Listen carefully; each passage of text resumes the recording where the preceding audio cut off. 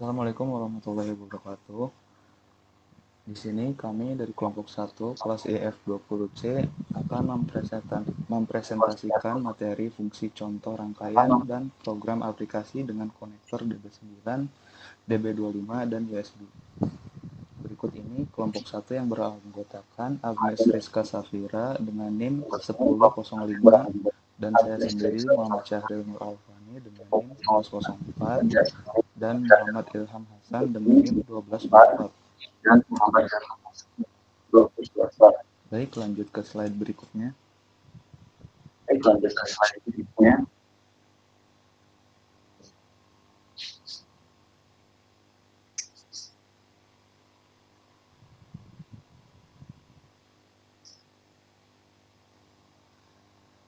Konektor DB9. Nah, di sini istilah DB9 mengacu pada jenis konektor umum yang merupakan salah satu dari tipe D subminiatur atau sub DSP. DB9 memiliki jejak terkecil dari konektor D subminiatur dan memiliki 9 pin untuk konektor male atau 9 lubang untuk konektor female. Dan berikut ini adalah contoh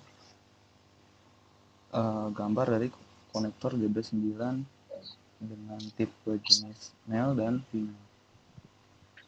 Kegunaan konektor DB9 dulunya sangat umum di PC dan server. Konektor DB9 dirancang untuk bekerja dengan standar antarmuka serial EIE TIA 232 yang menentukan fungsi ke-9 pin sebagai standar, sehingga beberapa perusahaan dapat mendesainnya menjadi produk mereka.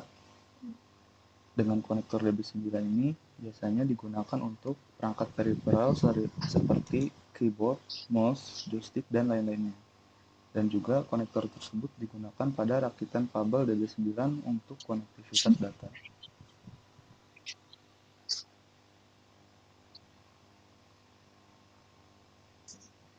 Slide selanjutnya. Di sini terdapat bagian dan fungsi pin. Terdapat 9 fungsi pin yang tertera pada slide ini. Yang satu adalah receive line signal detect. Dengan saluran ini, DCI memberitahukan ke DTI bahwa pada terminal masukan ada data masuk. Yang kedua adalah receive data. Digunakan DTI untuk menerima data dari DCI. Yang ketiga, transmit data. Digunakan DTI untuk mengirimkan data ke DCI. Yang keempat, data terminal ready. Pada saluran ini, DTI memberitahukan kesiapan terminalnya. Yang kelima, signal ground yang merupakan saluran ground. Dan yang keenam, dataset ready atau memberitahukan UART bahwa perangkat siap untuk melakukan penukaran data. Dan yang ketujuh adalah request to send RTS. Dengan saluran ini, DCI diminta mengirim data oleh DCI. Yang ke-8 yaitu clear to send. Dengan saluran ini, DCI memberitahukan bahwa DCI boleh mulai mengirim data. Yang ke-9 yaitu ring indicator. Pada saluran ini, DCI memberitahukan ke DCI bahwa sebuah stasiun menghendaki berhubungan dengannya.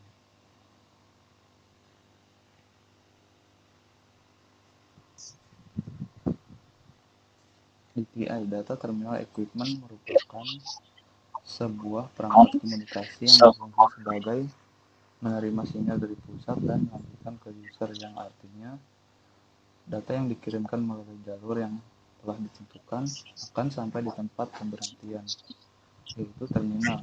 Contohnya yaitu sebuah perangkat komputer. Ya, berikut ini adalah contohnya, yaitu webcam, mikrofon, speaker, monitor, dan lain-lain. Dan slide selanjutnya akan dilanjutkan oleh rekan saya.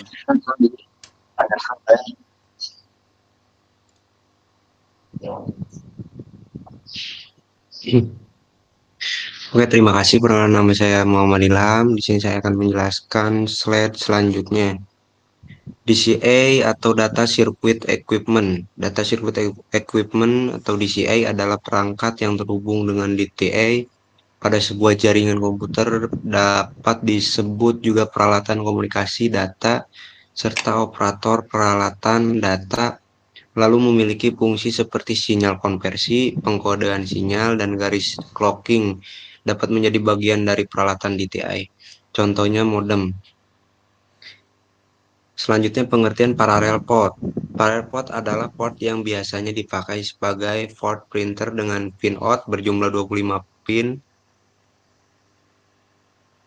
Dalam istilah pasar disebut DB25 untuk konektornya.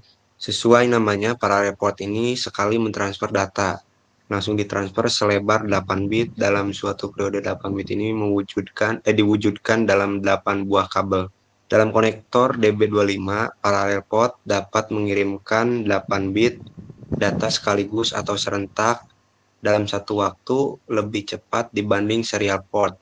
Parallel port ini menggunakan konektor DB25.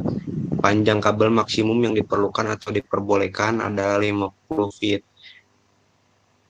Contoh peralatan yang menggunakan parallel port adalah printer, scanner, eksternal, driver, dan sebagainya. Standar port paralel yang baru ialah IAAA 1284, di mana dikeluarkan tahun 1994. Apa fungsi parallel port? Yaitu menghubungkan antara peripheral alat komputer lain dengan motherboard. Yang kedua, penghubung antara mouse dengan motherboard. Yang ketiga, penghubung antara modem dengan motherboard.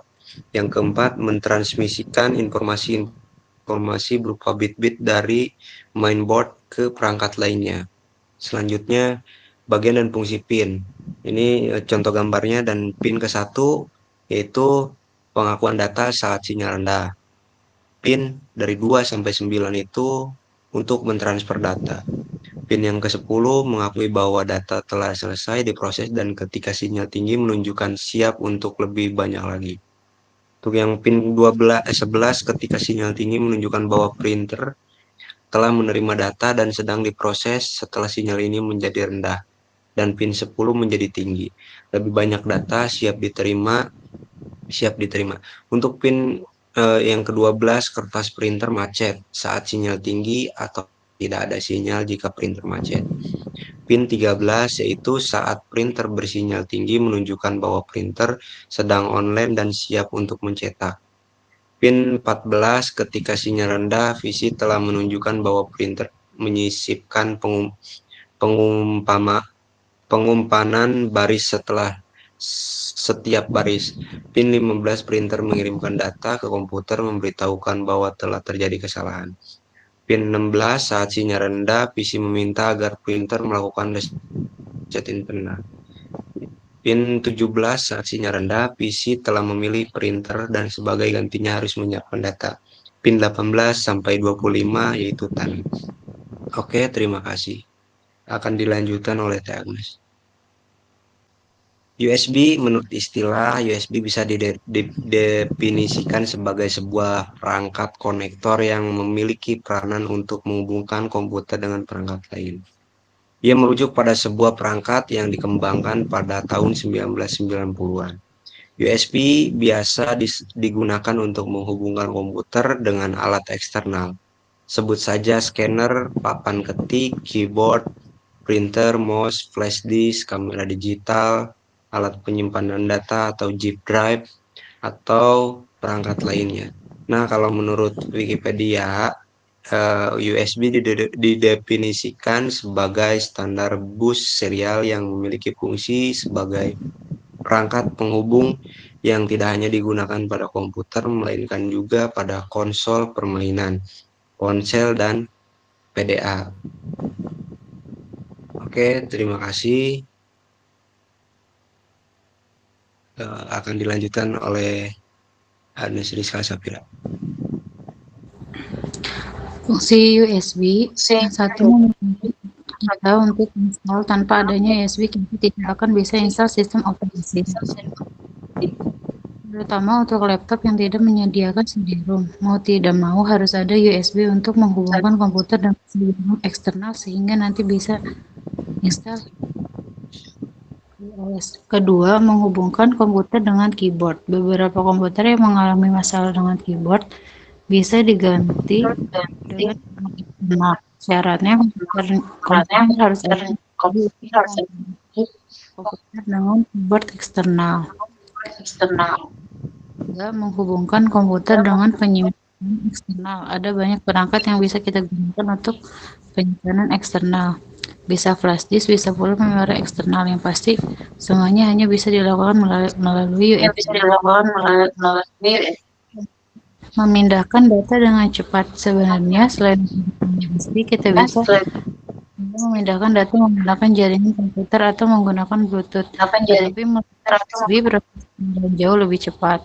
Fungsi lain selain fungsi di atas saja, masih ada banyak fungsi lainnya. Misalnya menghubungkan mouse dengan komputer, menggunakan layar komputer lain dan sebagainya.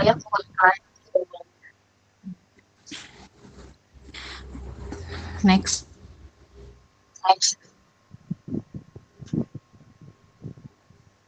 Cara kerja USB. Ketika kita memasukkan perangkat yang akan terhubung ke USH, host akan mendata perangkat terhubung dan menyiapkan bentuk perangkat tersebut. Host akan mencari dan membuat data yang sesuai dengan perangkat yang kita sambungkan.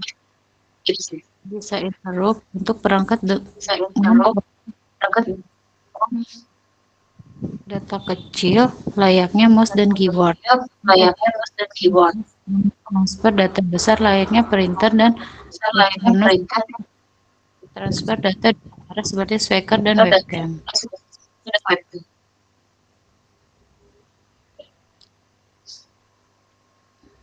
Next.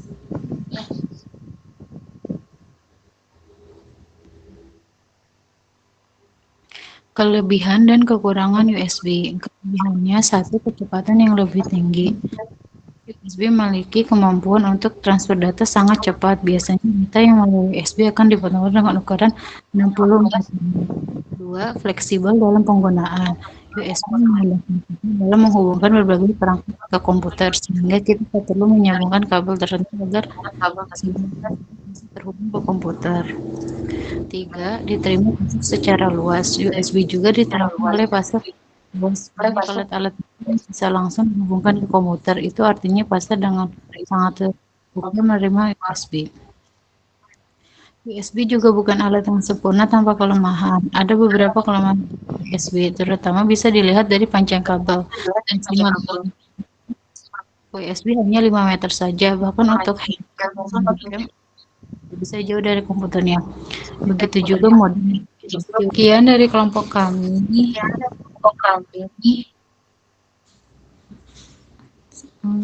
Terima kasih.